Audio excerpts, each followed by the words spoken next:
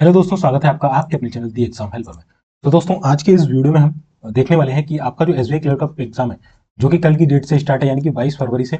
तो सभी को सबसे पहले तो ऑल दी बेस्ट। दोस्तों, एक बार एग्जाम जाने से पहले ये बार वीडियो छोटा सा वीडियो रहेगा, 2-4 मिनट का रहेगा। तो इसको देख के जरूर जाइएगा कि पेपर में हाउ टू अटेम्प्ट पेपर, कि किस तरीके से आपको पेपर को टैकल करना है, किस तरीके से आपको पेपर को अटेम्प्ट करना है। ठीक है, मैं यहाँ पर कोई भी नया तरीका नहीं बताऊंगा, बस मैं यहाँ पर ये चीज बताने आया हूँ कि डोंट डू दिस ब्लेंडर। ये जो एक बड़ी मिस्टेक जो ज्यादातर जो कैंडिडेट है, ज्यादातर स्टूडेंट्स है वो करते हैं, वो आपको नहीं करना है। तो वो हम देखेंगे, साथ ही साथ बहुत सारे स्टूडेंट्स का जो मैंने ये वीडियो बनाया था कि ये वाला वीडियो देखिए, ये वीडियो था एडमिट कार्ड के इंस्ट्रक्शन। ठीक है, ये मैंने एक वीडियो बनाया था कि आपको एसबीआई क्लर्क का जो एडमिट कार्ड निकला हुआ है उसके इंपॉर्टेंट इंस्ट्रक्शंस क्या क्या है, क्या क्या चीजें वहां पर आपको साथ ले आनी। तो ये वीडियो पर बहुत ज्यादा कमेंट है कि सर, हम हमारी जो एग्जाम की शिफ्ट है कि हम 15 मिनट लेट जाएं, ठीक है, या फिर आधा घंटा लेट जाएं, यानी कि जो रिपोर्टिंग टाइमिंग वहां पर लिखी हुई है उसके कितने देर बाद तक हमको यहाँ पर एंट्री मिल सकेगी, हमारा पेपर क्या रिपोर्टिंग टाइम के कितने देर बाद स्टार्ट होगा। ये सारे काफी सारे डाउट्स आ रहे थे, तो वो आज मैं क्लियर कर देता हूँ। और दोस्तों याद रखिएगा, ये वाला वीडियो इस वीडियो के खत्म होते ही लास्ट में दिख जाएगा, तो जरूर देख लेना, या चैनल पर जाकर देख लेना इस वीडियो को कि कौन कौन सी चीजें लेके जानी है। अगर एक भी मिस्टेक करते हो तो वहां पर आपको पेपर देने से वंचित किया जा सकता है। ओके, तो चलिए स्टार्ट कर लेते हैं फिर स्टार्टिंग से। ओके, चलिए देखिए, हाउ टू अटेम्प्ट पेपर के साथ हम देखेंगे कि एग्जाम की रिपोर्टिंग टाइमिंग क्या है।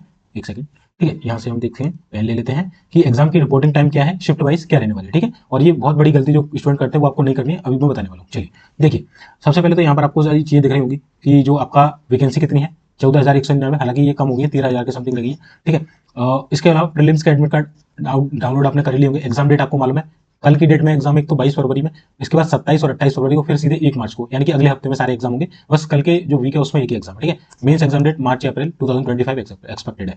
अब इसमें शिफ्ट वाइज हम टाइमिंग देख लेते हैं कि शिफ्ट वाइज क्या टाइमिंग रखी हुई है। उससे पहले बता दूं, ये दो वीडियो जरूर देख लेना। देखिए ये वाले, एक तो एक्सपेक्टेड कट ऑफ क्या रह सकते हैं, यानी कि सेफ अटेम्प्ट्स क्या रहेंगे, है ना, कम से कम कितने आपको अटेम्प्ट्स करके आने चाहिए पूरे all over state wise, all over country wise, last 3 साल 4 साल का जो पूरा ट्रेंड है क्या रहा है, कितनी वैकेंसी रही थी, पूरा आपको अच्छी तरीके से डिटेल करके मैंने बताया हुआ है। ठीक है, ये सारा देखिए, पूरा कट ऑफ वगैरह लेके आया था, वैकेंसी वगैरह। तो एक बार ये वाला वीडियो जरूर देख लेना, और एडमिट कार्ड के साथ क्या चीजें आपको लेके आनी, उसके लिए ये वाला वीडियो आपको बहुत ज्यादा इंपॉर्टेंट रहने वाला है। तो ये वीडियो भी आप देख के जाएगा। ठीक है, चलिए वापस आ जाते हैं कि शिफ्ट वाइज हम टाइमिंग यहाँ पर देख लेते हैं। ठीक है, तो दोनों तीनों वीडियो देख लेना दोस्तों, काफी ज्यादा इंपॉर्टेंट वीडियो है, छोटे छोटे वीडियो देख लेना। एग्जाम डेट तो आपको दिख रही होगी 22, 27, 28 और 1 मार्च। कल के हमारा जो महत्वपूर्ण एग्जाम है वो है 22 फरवरी का। इसमें देखिए यहाँ पर आपको एक्टिविटीज दिखेगी, क्या क्या एक्टिविटीज होंगी, शिफ्ट 1, शिफ्ट 2, शिफ्ट 3, शिफ्ट 4 की टाइम क्या क्या रहने वाली। आप कमेंट सेक्शन में एक बार बताइएगा कि आपका जो एग्जाम है वो किस शिफ्ट पर पड़ा हुआ। ठीक है, चलिए सबसे पहले रिपोर्टिंग टाइम देख लेते हैं। जिनका भी 8 बजे रिपोर्टिंग टाइम है उनको एग्जैक्ट रिपोर्टिंग टाइम पे कर देना है। अगर वो थोड़ा बहुत लेट होते हैं तो गेट क्लोजिंग ध्यान रखिएगा, 8:30 पे आपका गेट क्लोज यहाँ पर कर दिया जाएगा। ठीक है, कितने बजे, 8:30 तक गेट क्लोज कर दिया जाएगा। तो आप पूरी कोशिश करें कि 8:30 से पहले वहां पहुंचने की कोशिश करें। हैंड राइटिंग सैंपल कब कराया जाएगा आपको, तो 8:30 से 9 के बीच में आपका हैंड राइटिंग जो सैंपल है वो लिया जाएगा, जो कि आपके एडमिट कार्ड पे आपको जगह दिख रही होगी। जब मैंने आपको इंस्ट्रक्शन बताया तो वहां पर वो फिल करना है, तो आपको एग्जाम में जाकर फिल करना होता है। एग्जाम का जो स्टार्ट होगा आपका वो सुबह 9 बजे स्टार्ट होगा, यानी कि लगभग लगभग मोटा मोटा देखे तो 1 घंटे बाद ही स्टार्ट हो जाता है। उससे पहले भी हो सकता है, 10 या 15 मिनट पहले भी एग्जाम स्टार्ट हो सकता है, लगभग 8:45 8:50 के आसपास। तो वो भी कोई बड़ी बात नहीं, बट मोस्टली जो एग्जाम वो 1 घंटे बाद ही स्टार्ट होता है। एग्जाम एंड्स जो होगा आपका वो 10 बजे यहाँ पर एग्जाम एंड होने वाला है। ठीक है, तो 8 बजे से 10 बजे तक आपकी ये पूरी प्रोसेस चलेगी। गेट क्लोजिंग कब होगा, हैंड राइटिंग सैंपल कब लिया जाएगा, एग्जाम स्टार्ट कब होगा, एग्जाम एंड कब होगा। ऐसे ही देखें तो अगली शिफ्ट जो रहेगी वो 10:30 से इनकी एंट्री रहेगी, 11 बजे गेट क्लोजिंग होगी। हैंड राइटिंग जो सैंपल है वो आपका 11 से 11 to 11:30 लिया जाएगा, 11:30 से 12:30 तक आपका एग्जाम चलेगा। फिर अगर हम थर्ड शिफ्ट की बात करें तो 1 बजे आपकी रिपोर्टिंग टाइम रहेगी, 1:30 पे गेट क्लोज हो जाएगा, 1:30 से 2 PM के बीच में आपका हैंड राइटिंग सैंपल लिया जाएगा, एग्जाम स्टार्ट होगा 2 बजे और 3 बजे फिनिश हो जाएगा। वहीं शिफ्ट 4 की बात करें तो 3:30 PM पर आपकी रिपोर्टिंग टाइम है, 4 PM पर आपका गेट क्लोजिंग हो जाएगा। हैंड राइटिंग जो सैंपल है वो 4 o'clock से 4:30 PM तक का लिया जाएगा। इसके बाद जो एग्जाम स्टार्ट होगा 4:30 पे और 5:30 पे आपका एग्जाम फिनिश हो जाएगा।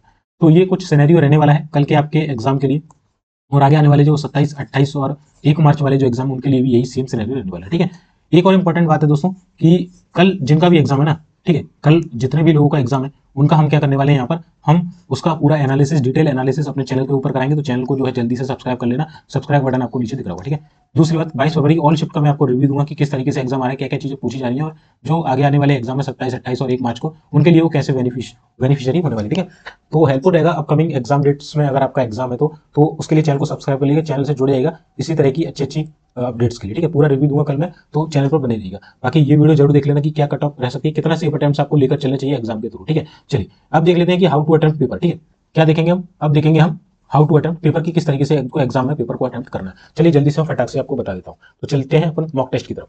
ये रहा हमारा टेक्स्ट बुक का एक मॉक टेस्ट है।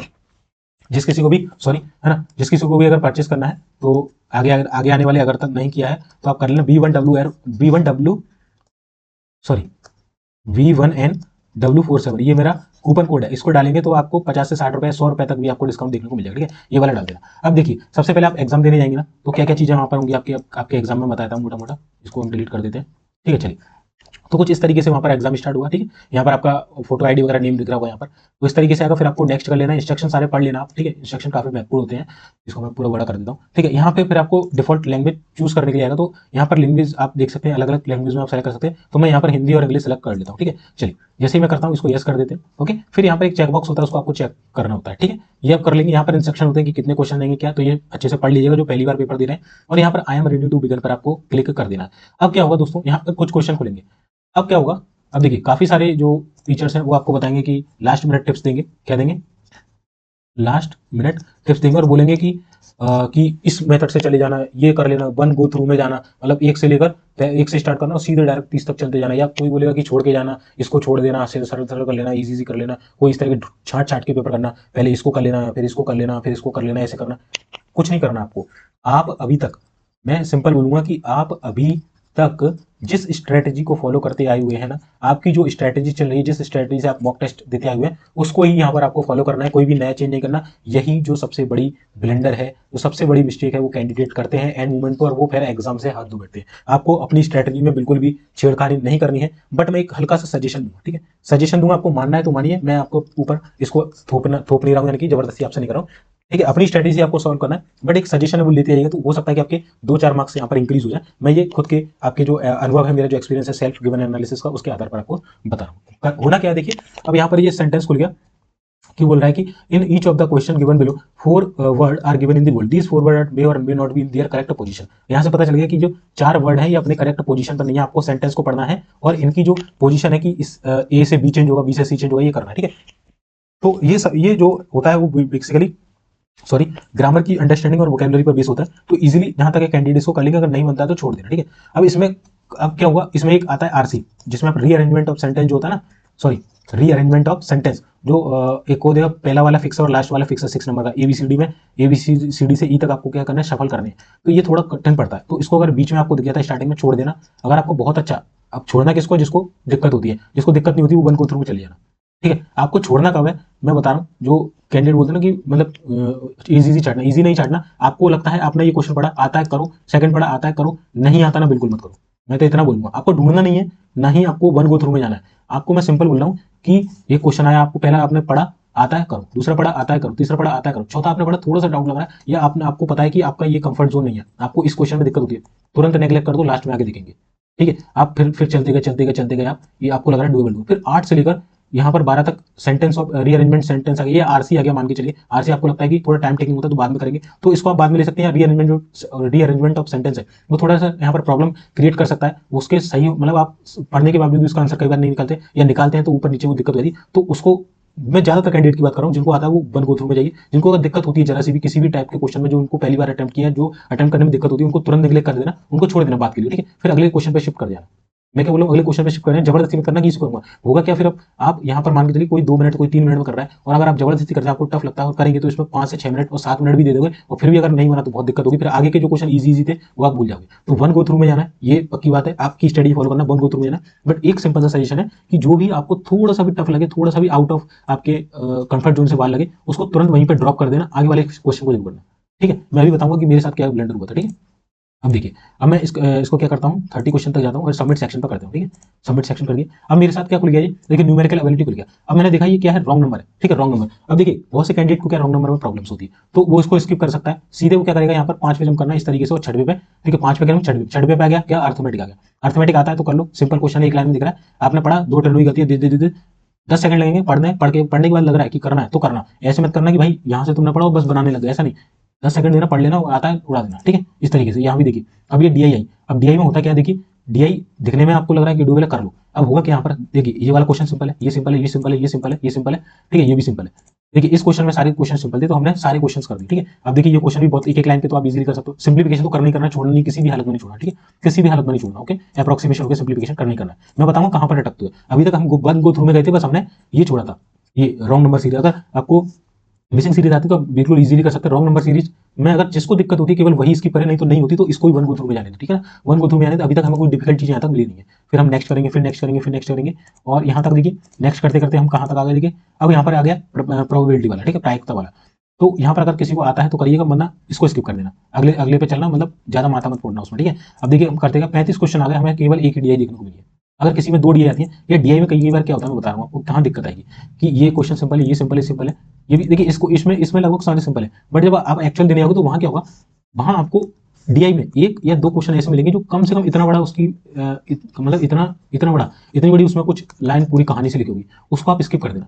उसको मैं इसलिए बोल रहा हूँ कि अगर उसको स्किप करेंगे तो आगे हो सकता है कि सिंप्लीफिकेशन हो, अप्रोक्सीमेशन हो, वहां भाई आप इस एक क्वेश्चन के चक्कर में वो 4 क्वेश्चन कर चुकोगे। जहां एक क्वेश्चन आप ये करेंगे वहां वो 4 क्वेश्चन आप अटेम्प्ट कर चुके। यही गलती के चक्कर में मेरा आरआरबी जो क्लर्क था 2022 वाला वो मिस हो गया था। मैं यही डीआई में गलती कर रहा था, 2 डीआई आई थी, और दोनों डीआई में लास्ट के जो 2-2 क्वेश्चन थे, 6-6 क्वेश्चन थे, वो बड़े बड़े लैंग्वेज के इजी थे, नो डाउट, बट लैंग्वेज उनकी बड़ी थी तो सॉल्विंग में टाइम लग गया। फिर जब मैंने लास्ट में आगे क्लिक करके गया, 5 क्वेश्चन 6 क्वेश्चन बचे थे, सिंप्लीफिकेशन के क्वेश्चन थे भाई। सोचो अगर मैं ये क्वेश्चन दो क्वेश्चन 3 क्वेश्चन के अटेम्प्ट ना करता, और वो भी शायद मेरे से 2 तो बन गए थे, बाकी बाद में नहीं बने थे, फिर मेरे को अकल आई कि भाई एक डीआई के तो बन गए, दूसरी को छोड़ के अगली पे जाता हूँ। आगे सिंप्लीफिकेशन था तो ये शायद एक आध क्वेश्चन कर पाया था, मेरा टाइम आउट हो चुका था। तो अगर मैं ये कर लेता तो 5 क्वेश्चन होते यहाँ पे, बजाय कि यहाँ पर केवल 2-3 क्वेश्चन होते, तो मेरे को ऑलरेडी यहाँ पर बूस्ट मिल जाता। तो ये गलती मत करना, वन गो थ्रू में चलते हैं ना। मैं बोल रहा हूँ कि कोई अगर लेंथी क्वेश्चन दिख रहा है, अगर कोई आपके आउट ऑफ जोन दिख रहा है, कैसे डीआई वगैरह आ गई है, तुरंत छोड़ देना भाई, तुरंत छोड़ देना, आगे चले जाना। छांट के नहीं करना है, ना ही वन गो थ्रू में करना है। वन आपको क्या करना है, अपनी स्टडी चलना है, देखते चलना है, सिंपल है, उड़ा दो, थोड़ा सा भी डाउट लगे निकल लो, ये करना है। केवल थोड़ा सा भी डाउट लगे, थोड़ा भी डिस्कंफर्ट हो तो निकलना है, ठीक है। ये बस ये चीज समझ लेना, बाकी कोई आपको चीजें बदलने की छेड़ने की यहाँ पर कोई भी जरूरत नहीं है, ठीक है। चलिए इस सेक्शन को मैं सबमिट कर देता हूँ। नेक्स्ट आते हैं हम रीजनिंग पे।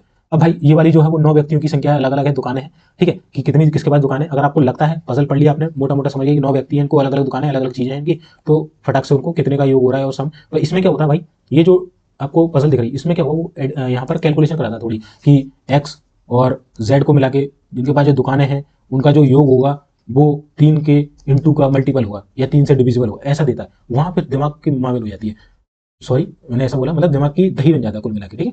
तो आपको क्या करना है, आपको देख लिया कि 1 से 5 है तो इसको नोट कर सकते हैं, नोट नहीं करना तो सीधे 6वें नंबर पर कूदो, वहां ऐसा नहीं लिखा होगा, वहां एक क्वेश्चन होगा तो सीधे 6वें पे क्लिक कर देना, क्योंकि ये थोड़ा सा डाउट है, कैलकुलेशन करवाता है, दिक्कत नहीं करेगा, कैलकुलेशन करवाएगा, तो वहां आप फंस जाओगे। इसलिए 6 पे कूदोगे, 6 पे फिर आपने पढ़ा कि रितुल अपने घर से डायरेक्शन का इजीली बना दोगे, ठीक, डायरेक्शन बना देना। डायरेक्शन के बाद आप गए इस लॉक से, इजीली हो जाएगा, ठीक है, निपटा देना फटाक से। अब देखिए ये वाला है डेट और मंथ वाला, ठीक है, 9 व्यक्ति अलग अलग जन्म वर्ष में हुआ था और अलग अलग आयु का, एज वाला है, ये एज की गणना की जा रही है। यहाँ पर भी फंसाता है, जैसे एस और टी, जो एस से छोटा है के बीच 6 वर्ष का अंतर है, क्यू की आयु 48 वर्ष है।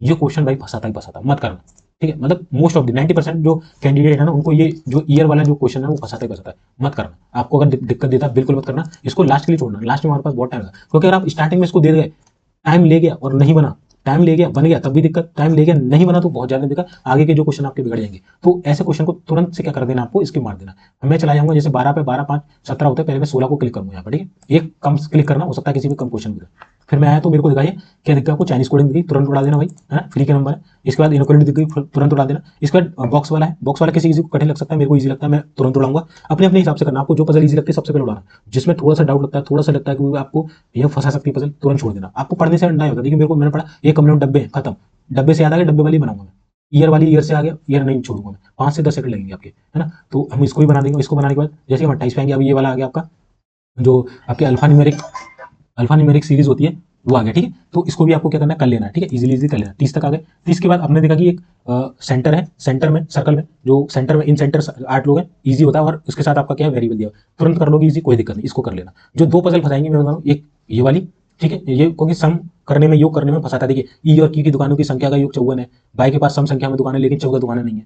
ये थोड़ी सी कैलकुलेशन, थोड़ा दिमाग पर जोर पड़वाता है। और जो ये वाली जो पजल है, जैसे ये वाली है बॉक्स वाली, वो सीधे सीधे आप पढ़ते जाओगे तो बनते जाएंगे, ठीक है। ये पूरा सिनेरियो इसमें चलता है आपका, ओके ना, समझ गए ना कि क्या करना है, चीजें सारी आपको समझ में आ रही होंगी, आई हो, ठीक है। तो इस तरीके से आपको अटेम्प्ट करनी है सारी चीजें, ठीक है। वन गो थ्रू में ही जाना है, एक से लेकर लास्ट तक जाना है। बट मैं क्या बोलूँ, जिस भी क्वेश्चन में डाउट लगे या जो आपके कंफर्ट जोन से बाहर है, उसको यहाँ पर नेगलेक्ट करते चलिएगा। बाकी आप जिस स्टडी से पढ़ते हैं उसी स्टडी को फॉलो करना, और एक गो थ्रू में आपको जाना है, या आपकी जो स्टडी उसके थ्रू है। बट मैं बोलूँ फिर से कि जो टफ है या जो आपके आउट ऑफ जोन से बाहर है या थोड़ा सा आपको उलझाने वाला लग रहा है, तुरंत छोड़ देना भाई, तुरंत छोड़ देना। लास्ट में आके हमारे पास टाइम बचता है, ठीक है। आपका एसबीआई क्लर्क का एग्जाम, कोई पीयू का एग्जाम नहीं है, आराम से चीजों करना। मेरी तरफ से सभी को ऑल द बेस्ट है। और दोस्तों अंत में यही बोलूंगा कि ये जो सारा मैंने ये वीडियो आपके लिए बनाया है, ठीक है, ये सारा देख लेना कि हाउ टू अटेम्प्ट पेपर, ये वाला तो आप देख ही लोगे, ठीक है। और इसके अलावा ये वाला वीडियो जरूर देख लेना, एक्सपेक्टेड सेफ अटेम्प्ट्स क्या रह सकते हैं, एडमिट कार्ड के सेक्शन वाले जरूर देख लेना, ठीक है। और चैनल पर सब्सक्राइब कर लेना। कल आपको मैंने बता दिया कि एनालिसिस का वीडियो आएंगे और 4 शिफ्ट के, ठीक है, जो कि हेल्पफुल रहेंगे आपके अपकमिंग एग्जाम डेट्स के बाद, डेट्स के लिए 27, 28 और